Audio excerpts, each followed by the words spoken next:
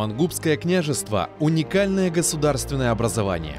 Его правители состояли в родстве с императорским домом палеологов и одновременно в союзе с Крымским ханством. Что объединяло князей Мангупа с крымскими ханами и почему общими усилиями они не смогли противостоять трагедии 1475 года?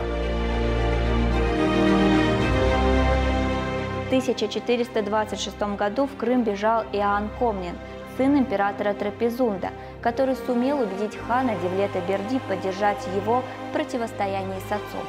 Политический союз был скреплен браком между самим Иоанном и одной из дочерей хана. Будущему трапезундскому императору поддержку оказывает и Алексей Мангубский.